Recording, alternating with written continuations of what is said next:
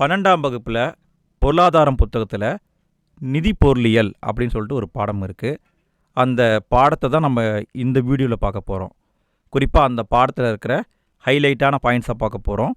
கூடுதலாக book back கொஷினை பார்க்க போகிறோம். சுருக்கமாக குரூப் 4 எக்ஸாமுக்கு என்ன தேவையோ அதை மட்டும் பார்க்க போகிறோம். ஒரு அரை மணி நேரத்தில் முடிக்க போகிறோங்க.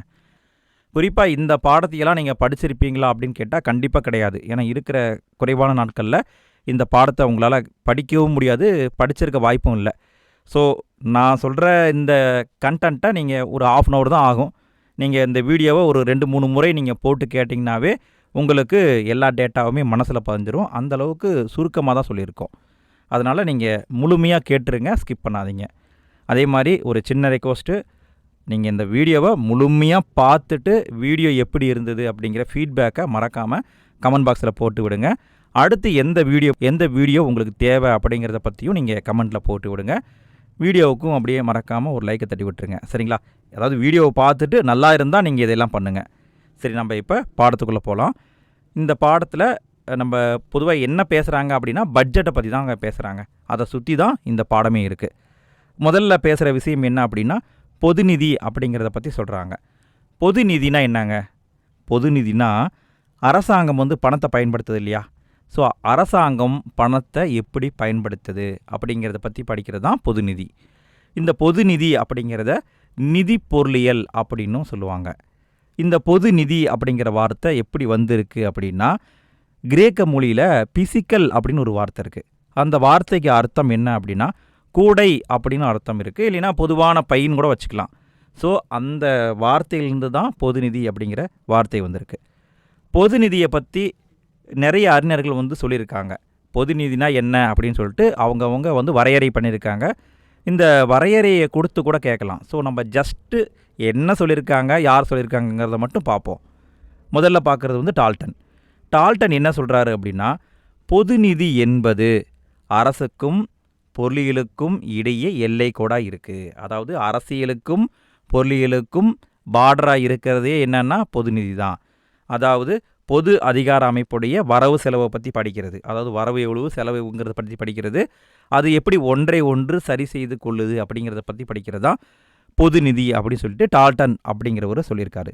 அடுத்து வர்றவர் ஆடம் ஸ்மித் என்ன சொல்கிறாரு அப்படின்னா, அரசுடைய வருவாய் மற்றும் செலவுகளுடைய இயல்பையையும் கொள்கைகளையும் பற்றி படிப்பது தான் பொது நிதி அப்படின்னு சொல்லிட்டாரு. ஸோ 2 பேருடைய கூற்றையும் நீங்கள் ஜஸ்ட்டு பார்த்து மட்டும் வச்சுக்கோங்க போதும். அடுத்தது பொது நிதியியலின் பகுதிகளை கொடுத்துருக்காங்க. பொது நிதியிலுடைய பகுதிகள் என்ன அப்படின்னா, அதாவது எல்லைகள்ங்க.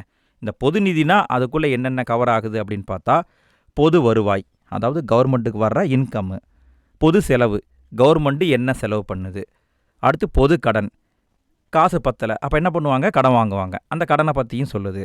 அடுத்தது நிதி நிர்வாகம், அதாவது பணத்தை எப்படி மேனேஜ்மெண்ட் பண்ணுறாங்க. அடுத்து நிதி கொள்கை, பணத்தை எப்படி பயன்படுத்தலாம் அப்படின்னு கொள்கை வகுக்கிறாங்க இல்லையா, அப்படி எப்படி கொள்கை வகுக்கிறாங்க அப்படிங்கிறத பற்றி பேசுகிறது தான் பொது நிதியியல். ஸோ பொது நிதி அப்படின்னு எடுத்துக்கிட்டாவே அதில் 5 விதமான சப்டாபிக்ஸ் உள்ளே இருக்குதுங்க. நம்ம 5ஐயுமே கொஞ்சம் டீட்டெயிலாக பார்ப்போம். முதல்ல பார்க்குறது பொது வருவாய். பொது வருவாய்னா என்னங்க? வருவாய்னா கவர்மெண்ட்டுக்கு இன்கம் வருது பார்த்தீங்களா, அதுதான் வருவாய். வருவாயை பற்றியும் சில அறிஞர்கள் சொல்லியிருக்காங்க. அதில் யாரை பற்றி பார்க்க போகிறோம்னா டால்டனை பற்றி பார்க்க போகிறோம்.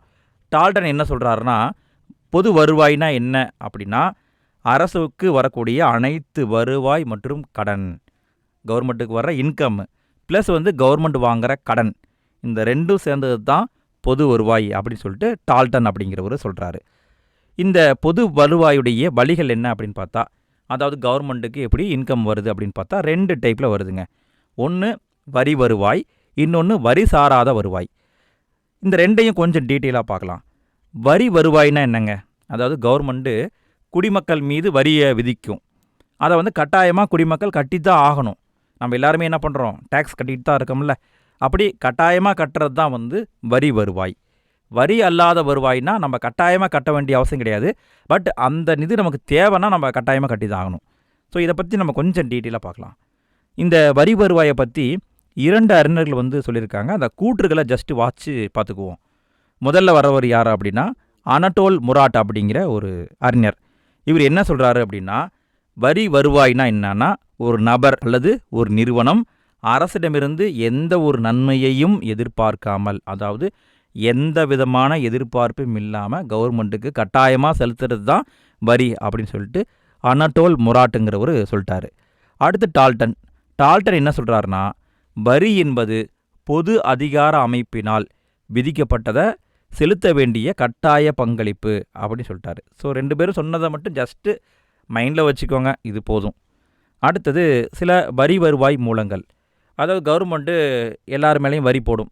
வருமான வரியாக இருக்கலாம், விற்பனை வரியாக இருக்கலாம், இல்லை தீர்வை வரியாக இருக்கலாம், கஸ்டம் டேக்ஸாக இருக்கலாம். ஏதோ டேக்ஸ் போட்டால் அதை நம்ம கட்டி தான் ஆகணும், கட்டாமல் இருக்க முடியாது. ஸோ இது வந்து வரி வருவாய் மூலங்கள்.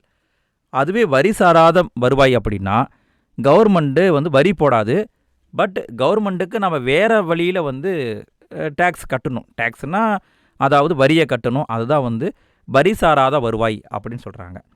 இதில் என்னென்ன வருது அப்படின்னு பார்த்தா, கட்டணம் வருது, தண்டத்தொகை வருது, பொது நிறுவனங்களுடைய வருவாய்கள் வருது, உதவித்தொகை வருது, மரண தீர்வையெல்லாம் வருது. இது நம்ம ஜஸ்ட்டு கொஞ்சம் சுருக்கமாக பார்ப்போம். கட்டணம் அப்படின்னா அதாவது எனக்கு வந்து கவர்மெண்ட்டுக்கிட்ட ஏதாவது ஒன்று தேவைப்படுது, அதுக்கு அந்த கவர்மெண்ட் சர்வீஸை நான் பயன்படுத்தினேன் அப்படின்னா அதுக்கு நான் வந்து கட்டணம் கட்டணும்ல, அதுதான் வந்து கட்டணம். அதாவது இப்போ எனக்கு பாஸ்போர்ட் தேவைப்படுதுன்னா அதுக்கு குறிப்பிட்ட தொகை நான் கட்டணும். இப்போ டிரைவிங் லைசன்ஸ் வாங்கணுன்னா அதுக்கு குறிப்பிட்ட தொகை நான் கட்டணும். அதாவது எனக்கு டிரைவிங் லைசன்ஸ் தேவைப்பட்டால் நான் கட்டி அது வாங்கிக்கலாம், தேவையில்லைன்னா விட்டுறலாம். அப்போ நம்மளுடைய சாய்ஸ் அப்படிங்கிறது தான், நம்மளுடைய சாய்ஸ் அடிப்படையில் வர்றது தான் வந்து கட்டணம். அடுத்தது தண்டத்தொகைனா நம்ம ஏதாவது தப்பு பண்ணிட்டோம், அதுக்கு வந்து அபராதம் போடுறாங்கள்ல, அதுதான் வந்து தண்டத்தொகை. அடுத்தது பொது நிறுவனங்களுடைய வருவாய்கள். இப்போ கவர்மெண்ட்டுடைய பெரிய பெரிய நிறுவனங்கள் வந்து லாபம் சம்பாதிக்குது, அந்த லாபத்தை யாருக்கு கொடுக்குறாங்க அப்படின்னா அது வந்து கவர்மெண்ட்டுக்கு தான் கொடுக்குறாங்க, அது வந்து கவர்மெண்ட்டுக்கு தான் போகுது. அடுத்தது உதவித்தொகைகள். இப்போ கவர்மெண்ட்டுகிட்ட காசு இல்லை, அப்போ கவர்மெண்ட்டுக்கு சென்ட்ரல் கவர்மெண்ட்டு ஒரு வேளை ஹெல்ப் பண்ணலாம், இல்லை வெளிநாட்டு ஏதாவது ஒரு நாடுகள் வந்து நம்மளுக்கு வந்து நிதி உதவி பண்ணலாம். இப்படி வாங்குறது தான் வந்து உதவித்தொகை அப்படின்னு சொல்கிறாங்க. அடுத்தது மரணத்தீர்வைன்னா என்னென்னா, வாரிசு இல்லாமல் இறக்குறாங்க இல்லைங்களா, அவங்க சொத்தெல்லாம் யார்கிட்ட போகும்னா கவர்மெண்ட்டு தான் போகும். அதுவும் வந்து ஒரு விதத்தில் கவர்மெண்ட்டுக்கு வரக்கூடிய வருவாய் தான். ஸோ இதுதான் வந்து வரி அல்லாத வருவாய்கள். சரிங்களா, இதெல்லாம் வந்து பேசிக்கான டீட்டெயில் தான், ஜஸ்ட்டு நம்ம சுருக்கமாக பார்க்குறோம். அடுத்தது என்ன கொடுத்துருக்காங்கன்னா, புனித விதிகளை வந்து கொடுத்துருக்காங்க. புனித விதிகள்னால் என்னங்க, அதாவது கவர்மெண்ட் வந்து வரி போடுது, அந்த வரி வந்து நல்ல வரியாக இருக்கணும். நல்ல வரி அப்படிங்கிற அர்த்தம் என்ன அப்படின்னா, அதாவது அதில் வந்து முக்கியமான சிறப்பம்சங்கள் இருக்கணும். அந்த சிறப்பம்சங்கள் என்னென்ன அப்படிங்கிறத பற்றி சொல்கிறது தான் புனித விதிகள். ஆடம் ஸ்மித்துடைய கருத்துப்படி 4 புனித விதிகள் இருக்குதுங்க. 4 புனித விதிகளை யார் சொல்லியிருக்காங்க, ஆடம் ஸ்மித்து வந்து சொல்லியிருக்காரு. இந்த 4 விதிகள் என்ன அப்படிங்கிறத நம்ம சுருக்கமாக பார்க்கலாம். முதல் விதி வந்து செலுத்தும் திறன் பற்றிய விதி, 2வது விதி வந்து நிச்சயத்தன்மை விதி, 3வது விதி வந்து வசதி விதி, 4வது விதி வந்து சிக்கன விதி. இதை பற்றி நம்ம 10th புக்கில் படிச்சிருப்போம். நாமளே வந்து 10th எக்கனாமிக்ஸ் வீடியோ போட்டிருக்கோம், பார்க்கணுன்னு ஆசைப்பட்டால் ப்ளேலிஸ்ட் இருக்குது, நீங்கள் போய் கிளிக் பண்ணி கூட பார்த்துக்கலாம். சரி, நம்ம ஒவ்வொன்றையும் ஜஸ்ட்டு விளக்கமாக பார்ப்போம். முதல்ல பார்க்குறது வந்து செலுத்தும் திறன் பற்றிய விதி. செலுத்தும் திறன் பற்றிய விதினா, அதாவது கவர்மெண்ட்டு ஒரு டேக்ஸ் போடுது அப்படின்னா அந்த டேக்ஸு மக்களுடைய திறமைக்கு ஏற்றவாறு இருக்கணும். அதாவது ஏழையாக இருந்தாங்கன்னா அவங்க வந்து கம்மியாக கட்டுற மாதிரி இருக்கணும், பணக்காரங்கன்னா அவங்க அதிகமாக டேக்ஸ் கட்டுற மாதிரி இருக்கணும். இதுதான் செலுத்தும் திறன் பற்றிய விதிங்க.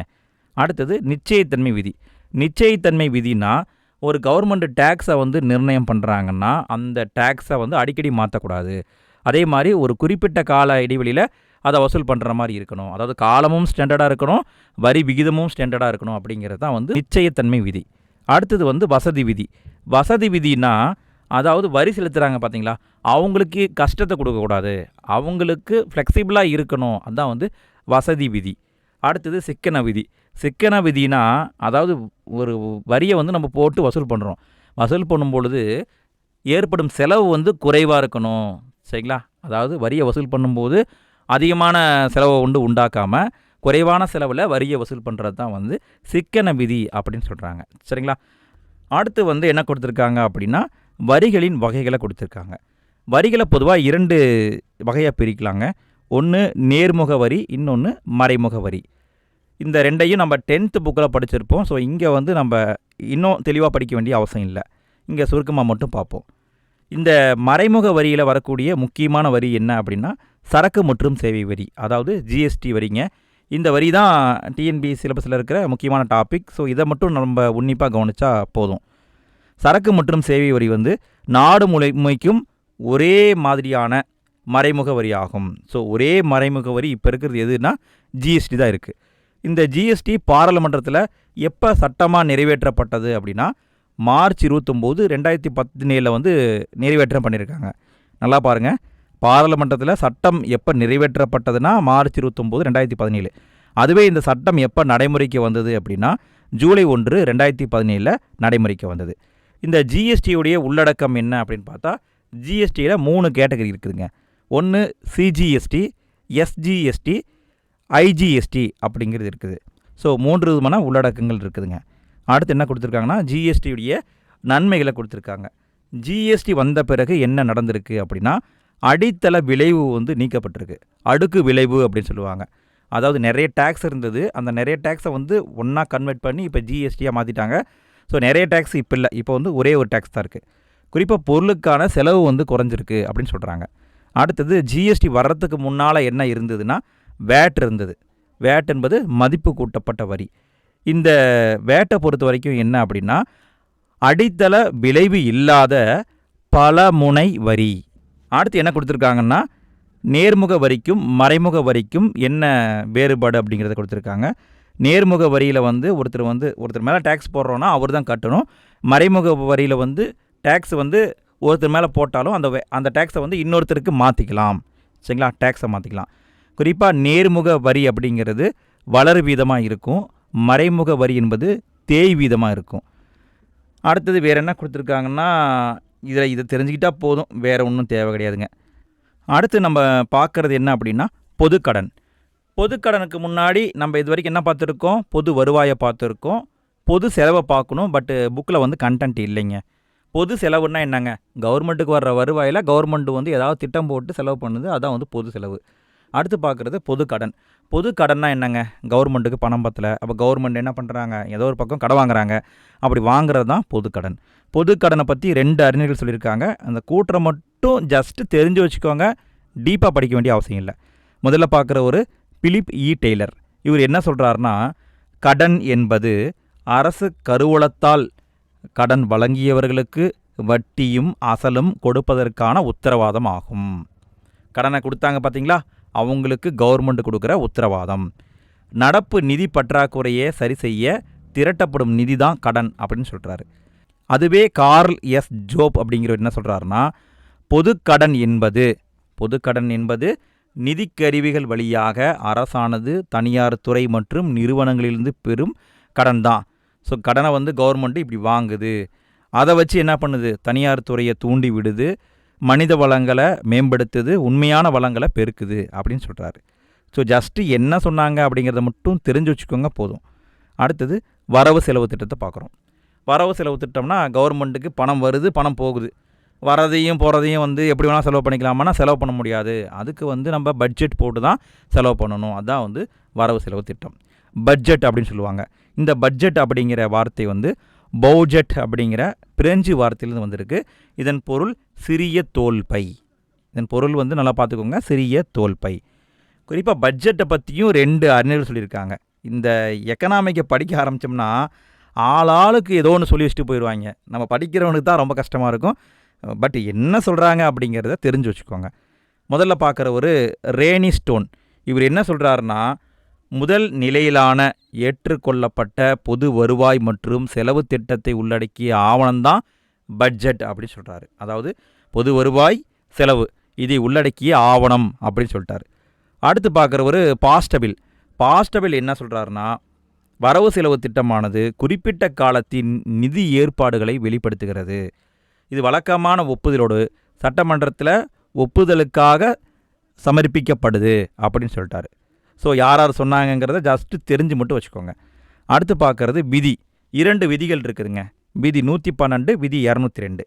இந்த 112 என்ன சொல்லுது அப்படின்னா மத்திய அரசுடைய வரவு செலவு திட்டத்தை பாராளுமன்றத்தில் தான் தாக்கல் பண்ணணும் அப்படின்னு சொல்லுது. எந்த விதி சொல்லுதுங்க, 112 விதி. நல்லா பாருங்கள். அடுத்தது 202 விதி. 202 விதி என்ன சொல்லுதுன்னா ஒவ்வொரு மாநில அரசும் பட்ஜெட்டை சட்டமன்றத்தில் தாக்கல் பண்ணணும் அப்படின்னு சொல்லுதுங்க. சரிங்களா? இந்த விதிகளை மட்டும் இம்பார்ட்டண்ட்டாக பார்த்துக்கோங்க. அடுத்து என்ன கொடுத்துருக்காங்கன்னா, வரவு செலவு திட்டத்துடைய வகைகளை கொடுத்துருக்காங்க. இதை பொறுத்த வரைக்கும் கொஞ்சம் நிறைய டைப்பான வகைகள் இருக்குங்க. நம்ம என்ன பண்ண போகிறோம்னா, ஜஸ்ட்டு தெரிஞ்சுக்கிட்டு போகிறோம். சரிங்களா? என்னென்ன அப்படிங்கிறது தெரிஞ்சுக்கிட்டா போதுங்க. முதல்ல பார்க்குறது வந்து வருவாய் வரவு செலவு திட்டம். வருவாய் வரவு செலவு திட்டம் அப்படின்னா, அதாவது கவர்மெண்ட்டுக்கு வரக்கூடிய வரவினங்கள், அதாவது இது நமக்கு இவ்வளோ காசு வரப்போகுதுன்னு சொல்லி அதை வந்து கொண்டு வந்து பட்ஜெட்டாக வெளியிட்டாங்கன்னா அதுதான் வந்து வருவாய் செலவு திட்டம். சரிங்களா? வருவாய் வரவு செலவு திட்டம்னா இவ்வளோ தாங்க, நமக்கு வரக்கூடிய காசு இவ்வளோ வரப்போகுது, அதை மட்டும்தான் தாக்கல் பண்ணுவாங்க. அதுவே வந்து மூலதன வரவு செலவு திட்டம் அப்படின்னா கவர்மெண்ட்டுக்கு எவ்வளோ கடன் இருக்குது, கவர்மெண்ட்டு எவ்வளோ முன்பணம் வாங்கியிருக்கு அப்படிங்கிறத பற்றி சொல்லக்கூடியது மூலதன வரவு செலவு திட்டம். அடுத்தது துணை வரவு செலவு திட்டம். துணை வரவு செலவு திட்டம்னா அதாவது இப்போ நம்ம பட்ஜெட்டை போட்டு நம்ம பண்ணிக்கிட்டு இருக்கோம், பட் எதிர்பாராத ஏதாவது ஒரு சூழ்நிலை வந்துருச்சு, அப்போ நம்ம கூடுதலாக செலவு பண்ண வேண்டியது இருக்கும் இல்லையா? அப்போ கூடுதலாக செலவு பண்ண நம்ம போடக்கூடிய திட்டம் தான் துணை வரவு செலவு திட்டம். அடுத்தது நிதிக்கு வாக்கெடுப்பு வரவு செலவு திட்டம். நிதிக்கு வாக்கெடுப்பு வரவு செலவு திட்டம்னா என்னென்னா, ஒரு கவர்மெண்ட்டுடைய காலம் வந்து முடிய போகுது, அதாவது 5 வருஷம் ஆட்சி வந்து முடிய போகுது. அப்போ அந்த கவர்மெண்ட் வந்து பட்ஜெட்டை தாக்கல் பண்ணுறாங்க அப்படின்னா அதை தான் வந்து நிதிக்கு வாக்கெடுப்பு வரவு செலவு திட்டம் சொல்கிறாங்க. குறிப்பாக இதை வந்து நொண்டி வாத்து வரவு செலவு திட்டம் அப்படின்னு சொல்லுவாங்க. நல்லா பார்த்துக்கோங்க, இதுதான் வந்து முக்கியமான பாயிண்ட்டு. நொண்டி வாத்து வரவு செலவு திட்டம் அப்படி சொல்லுவாங்க. இந்த திட்டத்தை பொறுத்த வரைக்கும் பாராளுமன்ற ஒப்புதல் இல்லாமல் 2 மாதம் வந்து செலவு பண்ணலாம். ஆனால் அதுக்கு மேலே போகணுன்னா பாராளுமன்றத்துடைய ஒப்புதலோடு செலவு பண்ணலாம். அடுத்தது வந்து பூஜ்ய வரவு செலவு திட்டம். இது வந்து எப்போ கொண்டு வரப்பட்டதுன்னா 1987, 88 இந்த ஆண்டுகளில் தாக்கல் பண்ணியிருக்காங்க. பூஜ்ய வரவு செலவு திட்டம் அப்படின்னா ஒவ்வொரு செலவினமும் புதுசாக கருதப்படும். அதாவது ஏற்கனவே நம்ம செலவு பண்ணிகிட்டு இருக்கிறோமா, அந்த செலவு வந்து வச்சுக்க மாட்டாங்க, நம்ம பண்ணுற ஒவ்வொரு செலவையும் புதுசாக கணக்கு வச்சுக்குவாங்க. இதுதான் வந்து பூஜ்ய வரவு செலவு திட்டம். அடுத்தது செயல்திறன் வரவு செலவு திட்டம். இது எங்கே அறிமுகம் செய்யப்பட்டது அப்படின்னா முதல்ல அமெரிக்காவில் அறிமுகம் செய்யப்பட்டிருக்குதுங்க. எப்படி அறிமுகம் செய்யப்பட்டது அப்படின்னா, சர் உப்பர் அப்படிங்கிற ஒரு தலைமையில் நிர்வாக சீர்திருத்த குழுவை வந்து அமெரிக்காவில் அமைச்சாங்க. எப்போ அமைச்சாங்கன்னா 1949 அமைச்சாங்க. அந்த குழுவுடைய பரிந்துரையின் பேரில் தான் செயல்திறன் வரவு செலவு திட்டம் அப்படிங்கிறது கொண்டு வரப்பட்டிருக்கு. ஆக்சுவலாக என்ன அப்படின்னா, மக்கள் நலனுக்காக நாங்கள் என்ன பண்ணணும், எவ்வளோ பண்ணணும் அப்படிங்கிறத மக்களுக்கு தெரிவிக்கணும். அதாவது ₹1 கூட விடாமல் கவர்மெண்ட்டு மக்களுக்கு வந்து தெரிவிக்கணும். இதுதான் வந்து செயல்திறன் வரவு செலவு திட்டம் அப்படிங்கிறது. இந்தியாவில் இந்த திட்டத்துக்கு என்ன பேர் அப்படின்னு பார்த்தா சாதனை திட்டம் அப்படின்னு பேர். நல்லா நோட் பண்ணிக்கோங்க, இந்தியாவில் பேர் என்ன அப்படின்னா சாதனை திட்டம் அப்படிங்கிறது பேர். அடுத்து பார்க்குறது வந்து சமநிலை வரவு செலவு திட்டம். சமநிலை வரவு செலவு திட்டம்னா அரசுக்கு வரக்கூடிய இன்கமும் செய்யக்கூடிய செலவினமும் சமமாக இருக்குன்னா அது வந்து சமநிலை வரவு செலவு திட்டம் சொல்கிறாங்க. அடுத்து சமனற்ற வரவு செலவு திட்டம் அப்படின்னா அதாவது கவர்மெண்ட்டுக்கு வர்ற இன்கமுக்கும் கவர்மெண்ட் பண்ணுற செலவுக்கும் வந்து ஏகப்பட்ட டிஃப்ரென்ஸ் இருக்குது, இடையில் வந்து ரொம்ப பற்றாக்குறை இருக்குது, கேப் இருக்குன்னா அதுதான் வந்து சமனற்ற வரவு செலவு திட்டம். அடுத்து உபரி வரவு செலவு திட்டம். உபரி வரவு செலவு திட்டம் அப்படிங்கிறது வந்து பற்றாக்குறை வரவு செலவு திட்டம் அப்படின்னும் சொல்லுவாங்க. அடுத்தது வரவு செலவு திட்டத்தை எப்படி தயார் பண்ணுறாங்க அப்படிங்கிறத கொடுத்துருக்காங்க. நம்ம இதை ஜஸ்ட்டு பேசிக்காக பார்ப்போம். முதல்ல பார்க்குறது வந்து தயாரித்தல். வரவு செலவு திட்டத்தை யார் தயாரிப்பாங்க அப்படின்னா மத்திய அரசாக இருந்தால் நிதி அமைச்சகம் தயாரிப்பாங்க, மாநில அரசாக இருந்தால் நிதித்துறை தயாரிப்பாங்க. இவங்க தயாரிச்சுட்டு என்ன பண்ணுவாங்கன்னா வந்து தாக்கல் பண்ணுவாங்க. எங்கே தாக்கல் பண்ணுவாங்க அதை தான் வந்து அடுத்து கொடுத்துருக்காங்க.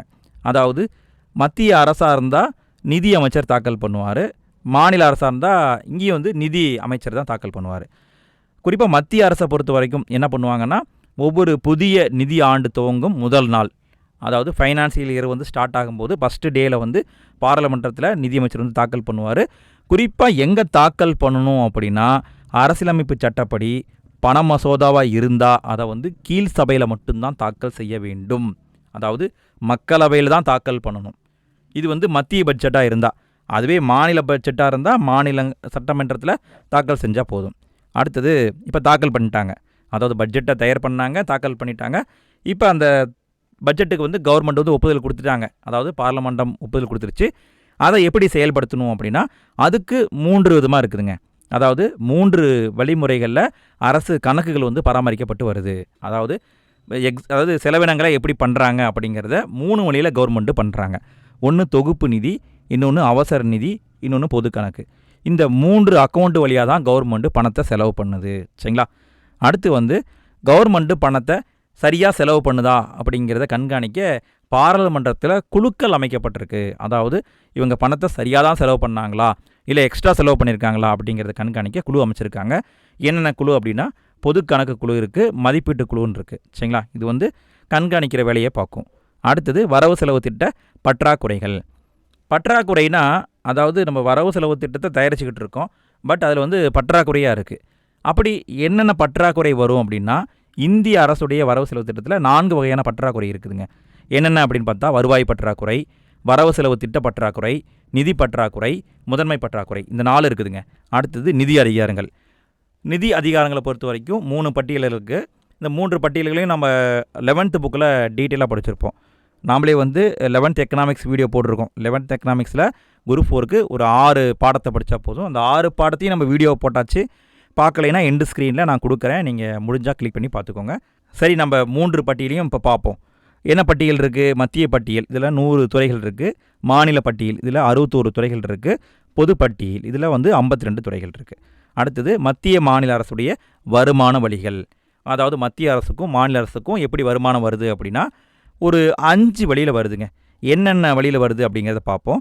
முதல்ல பார்க்குறது மத்திய அரசின் வருவாய் மூலங்கள். அதாவது சென்ட்ரல் கவர்மெண்ட்டு சில வரிகளை போட்டு அதுவே டைரெக்டாக வசூல் பண்ணிக்கும். இது வந்து சென்ட்ரல் கவர்மெண்ட்டுக்கு வருமானம் கிடைக்கிது. அடுத்து மாநில அரசின் வருவாய் மூலங்கள். மாநில அரசுகளும் சில வரிகளை போடும், அந்த வரிகளை போட்டு மாநில கவர்மெண்ட்டும் வசூலிக்கும். ஸோ இது வந்து மாநில கவர்மெண்ட்டுக்கு கிடைக்கிற வருமானம். அடுத்து பார்க்குறது வந்து மத்திய அரசால் விதிக்கப்பட்டு வசூலிக்கப்பட்டு மாநிலங்களுக்கு ஒதுக்கக்கூடிய வருமானம். அதாவது மத்திய கவர்மெண்ட்டு அப்படி ஒரு வரியை போடும், அந்த வரியை கவர்மெண்ட்டே வசூலிக்கும். யார் வசூலிப்பாங்க? மத்திய கவர்மெண்ட்டே வசூலிக்கும். வசூலிச்சுட்டு அதை வந்து மாநிலங்களுக்கு பிரித்து கொடுக்கும். இதை பற்றி சொல்லக்கூடியது வந்து சரத்து 269. சரத்தை மட்டும் முக்கியமாக படிச்சுக்கோங்க, இது கண்டிப்பாக கேட்க வாய்ப்பு இருக்குது. அடுத்து வருவாய் மூலம் என்ன அப்படின்னு பார்த்தா, மத்திய அரசால் விதிக்கப்பட்டு மாநில அரசால் வசூலிக்கப்பட்டு பயன்படுத்தி கொள்ளும் வரிகள். அதாவது வரியை போடுறது யாருன்னா சென்ட்ரல் கவர்மெண்ட் போடுவாங்க, அதை வந்து ஸ்டேட் கவர்மெண்ட்டு வசூலிப்பாங்க, ஸ்டேட் கவர்மெண்ட்டே வச்சுக்குவாங்க. ஸோ இதுதான் வந்து இந்த டைப்பு. இதை பற்றி சொல்லக்கூடிய சரத்து 268வது சரத்து. அடுத்து என்ன டைப்புன்னு பார்த்தா, மத்திய அரசால் விதிக்கப்பட்டு வசூலிக்கப்பட்டு மாநிலங்களுக்கும் யூனியன் பிரதேசங்களுக்கும் பகிர்ந்து அளிக்கக்கூடியது. அதாவது சென்ட்ரல் கவர்மெண்ட்டு அவங்க வந்து டேக்ஸ் போடுவாங்க, அவங்களே வசூலிப்பாங்க, அதை மாநிலங்களுக்கும் கொடுப்பாங்க, யூனியன் பிரதேசத்துக்கும் கொடுப்பாங்க. அதை பற்றி சொல்லக்கூடிய சரத்து வந்து 270, 272. அடுத்து வந்து நிதிக்குழுவை பற்றி சொல்லியிருக்காங்க. ரொம்ப ரொம்ப முக்கியமான பாயிண்ட்டுங்க. நிதிக்குழு எப்படி அமைக்கப்படுது அப்படின்னா, சரத்து 280 வந்து அடிப்படையாக வச்சு அமைக்கப்படுது. நிதிக்குழுவை பற்றி சொல்லக்கூடிய சரத்து 280. குறிப்பாக முதலாவது நிதிக்குழு எப்போ அமைக்கப்பட்டதுன்னா 1951 அமைக்கப்பட்டதுங்க. நிதிக்குழு 5 ஆண்டுகளுக்கு ஒரு முறை அமைக்கப்படும். 2 ஆண்டுகளுக்கு முன்பே நிதிக்குழு அமைக்கப்படும். இந்த நிதிக்குழு அப்படிங்கிற கான்செப்ட் வந்து தற்காலிகமான ஒரு கான்செப்ட் தான். குறிப்பாக வந்து 14வது 15வது நிதிக்குழு வந்து அமைச்சு இப்போ ஓடிக்கிட்டு இருக்குது. இப்போ 15வது நிதிக்குழு ஓடிக்கிட்டு இருக்குது. 16வது நிதிக்குழு வந்து அமைச்சிட்டாங்க. சரி, யார் அப்படிங்கிறத பார்ப்போம். 14வது நிதிக்குழு வந்து 2013 அமைக்கப்பட்டது.